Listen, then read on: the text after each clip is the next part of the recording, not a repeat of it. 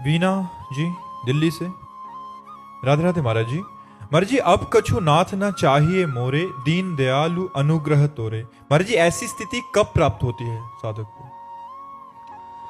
जब सर्वत्र से ममता हटकर एकमात्र भगवान के चरणों में होती है, सब भोगों की आशाओं का त्याग होकर एकमात्र भगवान में आशा रहती है, सब बलों का त्याग होकर के एकमात्र भगवत बल का आश्रय होता है। धन का बल, तपस्या का बल, बुद्धिमत्ता का बल, नाना प्रकार के बलों का त्याग करके एकमात्र भगवान में बल, और सब भरोसों का त्याग करे एकमात्र भरोसा भगवान का, तब उस आनंद का अनुभव होता है जो आनंद ब्रह्मा जी को भी नहीं है।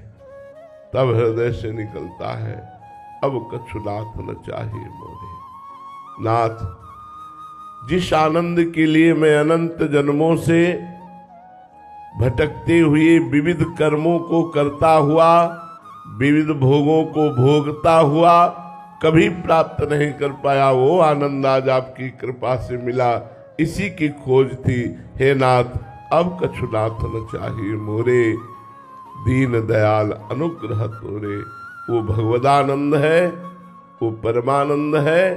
वो जब प्राप्त होता है तो फिर और कोई चाह नहीं रह जाती, लेकिन वो तभी प्राप्त होता है जब कोई भरोसा, कोई बल, कोई आस किसी अन्य से न हो, एकमात्र श्री भगवान से हो, एकमात्र श्री भगवान अपने हो, दूसरा कोई हमारा नहीं।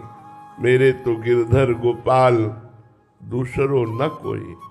जब दूसरा न कोई, तभी आनंद प्राप्त होता है।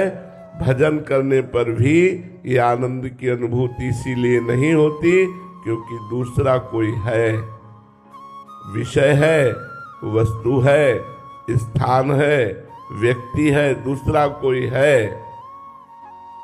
कै हरिदास ते जीव विमुख भय, जे दूसरी करिदारी। दूसरा कोई है तो हरि से विमुख हो। जब दूसरा कोई नहीं है तो मेरे तो गिरधर गोपाल, दूसरों न कोई। ये आनंद, ये स्थिति तभी प्राप्त होती है। इसीलिए बहुत प्रयास करने पर भी इस आनंद का अनुभव नहीं हो पाता, क्योंकि हम फैले हुए हैं, समेट नहीं पा रहे। हमारी आसक्ति किसी विषय में, किसी वस्तु में, किसी व्यक्ति में, किसी स्थान में फंसी ही रहती है। जब त्रिभुवन के किसी भी वस्तु, व्यक्ति, स्थान, पद, प्रतिष्ठा, सुख में हमारी किंचन मात्र रति न रह जाए, तब ये आनंद प्राप्त होता है। ये आनंद प्राप्त होने के बाद कोई चाह नहीं रह जाती, समस्त कामनाएं शांत हो जाती है, हृदय आनंद से भर जाता है। अन्य स्मृति विहीन, एकमात्र भगवत स्मृति लीन, ऐसी स्थिति होती है। सीमा गर्ग जी। राधे राधे महाराज जी। महाराज जी, संत और असंत में क्या अंतर है? संत जो अपना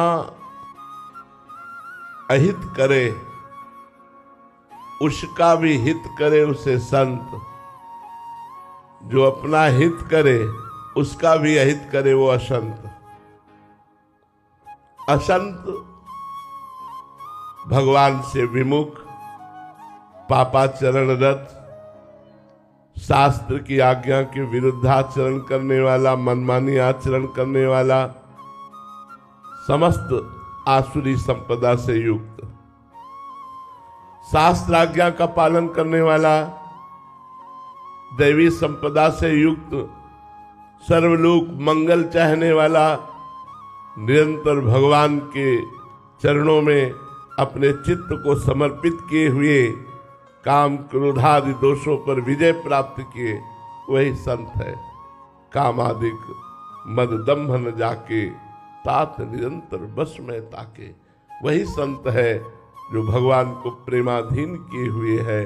वही प्रेमाधीन कर सकता है जो काम क्रोध लोभ मोह मद मत्सर इन पर विजय प्राप्त कर लिया है भजन के प्रभाव से, जो इनमें फंसा हुआ है, शास्त्र विरुद्ध आचरण करता है, वही असंत। समस्त आसुरी संपदा असंतों के हृदय में होती है और दैवी संपदा संतों के हृदय में होती है।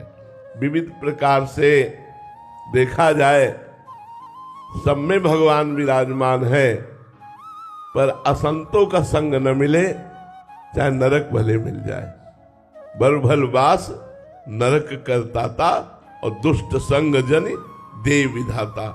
दुष्ट संग न मिले, दुष्ट संग जो दूसरों का अहित करते रहते हैं, जो सब में दोष दर्शन करते हैं, जो दूसरों की निंदा करते हैं, जो दूसरों के गुणों में भी दोष निकालते हैं, दूसरों का अमंगल विचारते रहते हैं, ऐसे लोगों का संग न मिले। बरभल वास नरक करताता, दुष्ट संग जनि दे विधाता। तो संत और असंत में बड़ा अंतर है। संत भगवान का कृपा का स्वरूप होता है, असंत भगवान से विमुख होता है।